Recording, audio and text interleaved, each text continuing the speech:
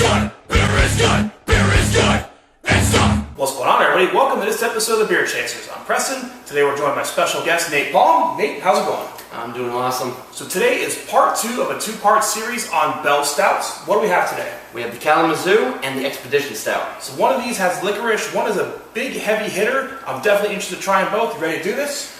Yeah. Let's drink some beer.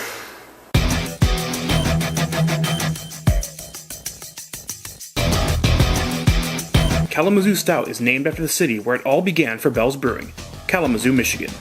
The beer is stated to be a smooth, full-bodied stout that offers a blend of aromas and flavors of dark chocolate and freshly roasted coffee, balanced with a significant hop presence.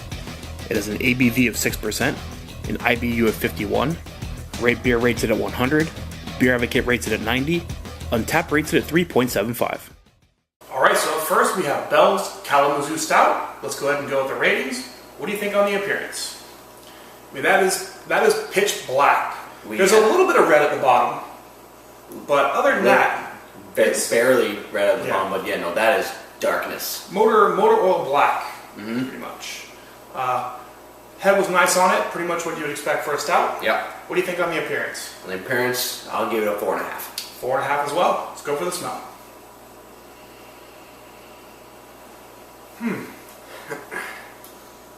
Smells nice for a stout. I mean, it's not beating you over the head with roast, but there's enough roast there that you know you're about to drink a stout. Well, for me, like the kind of roast I'm smelling is, just follow me on this, it smells like a brick oven pizza.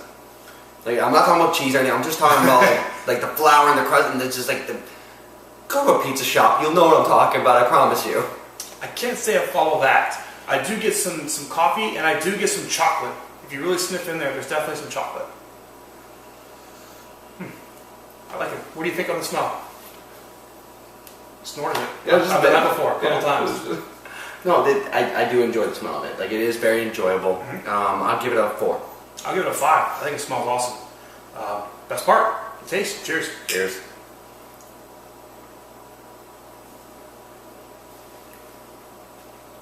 Now that's a traditional stout. That's back to what we're talking about. There's a little bit of sweetness now kind of coming in the finish. You're getting some of that chocolate, but that is like stout through and through. I mean, great example of the style. For me, I actually kind of nice roastiness at the beginning, and a sweet middle, but that linger, that's a full roasted, slightly bitter linger, which is like they were saying, full, definitely a stout. There's no hiding stout in this one. This is a full-on stout. And it's only, I think, 6.5%, somewhere in that range. Yeah. I mean, it's not like a big, heavy stout. It's light, but it's roasted. I mean, that's... Yeah. When you think of stout, that's what you think of. Exactly. What do you want to rate the taste? That is a stout, so I'm giving it a 5. 5 out of 5 as well. How about the mouthfeel? I think for me, it's probably the most lacking part of this entire beer. I would like it to be just a tad heavier. I think it's light medium. It's not quite medium. It's just a tad under medium. For me, again, what do you think? Yes, if we're talking about right off the bat for the initial drink of it, fairly thin, not a lot of mouthfeel. There's an intense linger. Yeah. It's not like a little, like, oh, it's light forward, light finish. Yeah. No, it's an intense linger. That roast, that bitterness, that full coffee, like... It does cook very nicely. That brick roasted kind of stuff, that sits there. It's still sitting there as I'm trying to talk about this. It's not going to go away. Right. That's a full mouthfeel. Yep, and I don't consider that a lot of times. I'm glad you brought that up, and now that you've said it, I absolutely agree. And I'm going to change my rating based a little bit on what you're saying. But what do you think? What do you want to rate it? Like I said, just because that front is lacking. That linger's so big, 4.5. Yeah. I'll go with a 4. I still think it should be a little thicker, and it does linger. It does have a nice kind of, thickness and sappiness to it, kind of in that finish a little bit. But on that initial taste, I would like it a little thicker, so I'll say 4. So overall, what do you rate Kalamazoo? 4.5. Yeah, I'd definitely say it's a strong 4.5, 4.75. Definitely a great example of the style. And as close to 5 as we've gotten so far. Yeah, I think so. So there you have it. That's Kalamazoo Stout. Expedition Stout is one of the earliest examples of a Russian Imperial Stout that was brewed in the United States. The beer is stated to have a huge malt body that is matched with a heavy blend of chocolate, dark fruit, and other aromas. The beer is crafted specifically with aging in mind. It has an ABV of 10.5%, an IBU of 78, Rate Beer rates it at 100, Beer Advocate rates it at 94, Untappd rates it at 4. Alright, so to close the episode out, we have Bell's Expedition Stout. So it's going to be worth noting that this beer is meant to be aged. I think the one we have here is about 8 or 9 months, so it's probably not at the peak where we should be drinking it. Might be a little more bitter than it would be once it's ready. Right, but we're doing the Bell Stout episode. I got it. We figured, let's throw it down. Try it out. So let's go ahead and look at the appearance. Now, the last one we said was Motor Oil Black. This is lying, apparently. Yeah, this is Motor Oil Black. I mean, it is. You're not seeing through that. This is no transparency. I mean, 70 plus on the SRM scale, I'm sure. I just had a little bit on my finger and it looked like it had chocolate syrup. So this is kind of a Russian Imperial Stout, pretty big, heavy, 10.5%. What do you think on the appearance? My God, that if you don't call that darkness a 5, I don't know what else is. It's beautiful. Looks exactly how a Russian Imperial should. Nice little lacing in the bubbles up top. 5 out of 5. How about the smell? So immediately, I don't get a lot of chocolate stoutiness, but I do kind of get that Russian Imperial kind of bitter smell. I'm not saying it's overly bitter, but you kind of get that classic Russian Imperial kind of bitter smell. See, I've been smelling this one. I've been trying to figure out what the note was because there's this weird kind of sweetness to it. And I think I'm getting almost like a soy sauce kind of thing off of it. I can see that.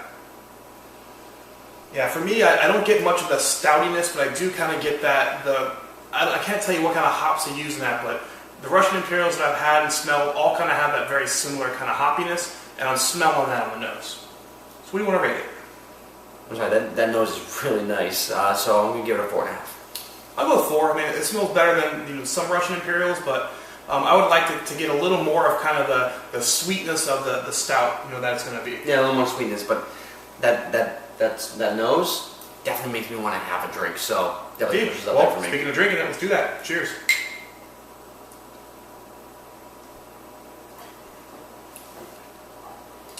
That's a Russian Imperial.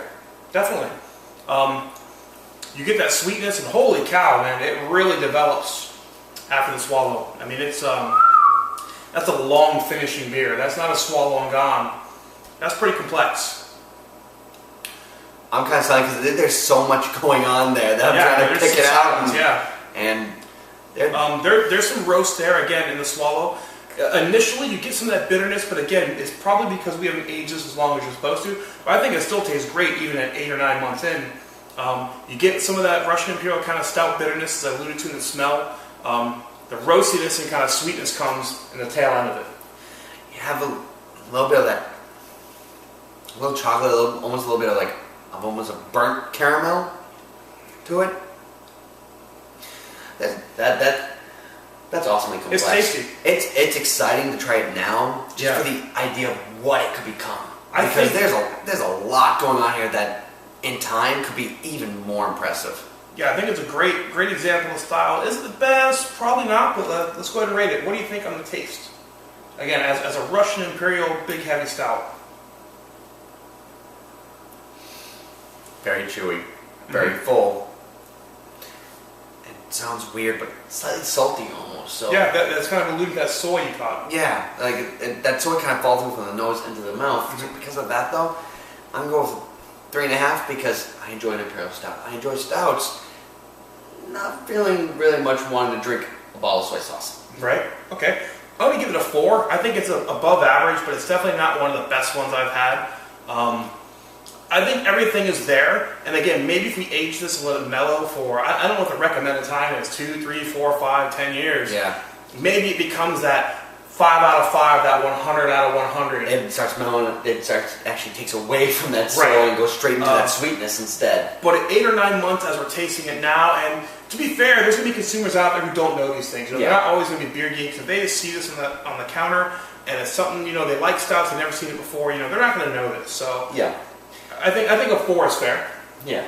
Mouthfeel, you kind of touched on it. Very thick, chewy. Definitely heavy. Definitely Russian. Definitely sticks around for a while. We've had some of the the other Bell Stouts we've had have been fairly sticky. Definitely had a linger, but this one, it almost takes you a second to even swallow the first sip. It's not even a linger that's sticking around. Like, it is such a sticky style that you take that sip, and before you can swallow it, you're gonna have to get the process just to even swallow that first sip. So that's definitely one of the fullest mouthfeels I've had, where you can't even swallow yet. Yeah, that's definitely a mouthfeel going on there. So what do you want to rate the mouthfeel? Thickest full stout we've had yet. I'm gonna give that a 4.5. I give it a 5. I mean, it doesn't get much better than that. It's thick, it's full, carbonated correctly, sticks around for a while, develops. You can't get much better than that. Yeah. So overall, where does that put the Bell's Expedition Stout? Prior aging, I'd say like a little bit over 4. Yeah. At aging, no doubt in my mind a 5. Yeah, and I would agree. I think it's definitely a solid 4, 4.5 kind of beer. It's definitely above average. It definitely excels. And pretty impressive is, from my reading, this is one of the first American styles of the Russian Imperial Stouts, Considering this was kind of one of the originals, I think they cloned the style pretty damn good. They nailed it. I'd be interested to try this one aging, and we'll talk about that maybe in the closing. Yeah. But there you go. That's the Bell's Expedition Stout. Alright, so those tastings complete. That's going to wrap up this episode of the Beer Chasers. So we started with the Kalamazoo Stout. Yep, now that one was a very distinct stout style. No doubt about it. Definitely a full-on stout with a linger that would not go away. Yeah, that one was like stout to a T. Like, when you think stout, that's what that was. Yep. And then we finished off with Bell's Expedition Stout. Which was an amped up version of what we just said. Yeah. It was full. It had the bitterness. It had the roastness. It was borderline almost too much to a certain extent, but it was there and it was full. Yeah, definitely a big, heavy Russian Imperial Stout. Everything that you expect from that style, it was there. Rated pretty highly. Yeah, and honestly, I want to try it again, but I want to try it again maybe a year or two down the line, just see what it turns into. So let's talk a little bit about that. So in both cases, for the first one, would you go beer chasing for the Kalamazoo Stout? Would you go a couple hours? Would you leave the state? Would you fly to a beer festival? Kalamazoo is a very solid stout. So if I want to have just a straight solid stout, yeah, I'd definitely go and find that one. To what extent? Where would you go? Honestly, no. Would you drive to Georgia? No, I would not drive to Georgia. Would you drive to the Panhandle? No, honestly, I'd drive a couple counties over maybe for the Kalamazoo. I think I'd agree. I'd go a little ways out. That one is just such a great example of the style. Again, I would love to share that with people who enjoy stouts. Yeah. You've got to try this one because this one nails the style for sure. Then we have the Expedition Stout. How do you feel about that one? That one, okay. When it comes to going someplace to try to find it, I don't know. Now, if somebody had that thing pop up that's like, I've had this thing aged for 2 years already, oh my god, I would trade for that thing. I would go to find that thing. Because this is gotta be so good in a couple of years. Yeah. I think this one, again, I would definitely go a couple hours. I'd go a couple counties out of the way. I would definitely beer trade for it on Reddit and look for some trades. I wouldn't fly cross country, for a festival or anything like that. We don't know yet. We don't even know what it can come. That's the exciting thing. Yeah. And I'm hopefully going to go to Lucan's and see if I can find another one, and we'll sit on an agent, and maybe we'll have this conversation 2-3 years from now. Mm-hmm. Then we probably would fly cross country to get this guy. Excellent. So I think with those tastings complete, that's going to wrap up this episode of Beer Chasers. I'm Preston. This is Nate. We'll see you later. Beer is good. Beer is good. Beer is good. And stop. Beer is good. Beer is good. Beer is good. Let's go drink some beer. Beer.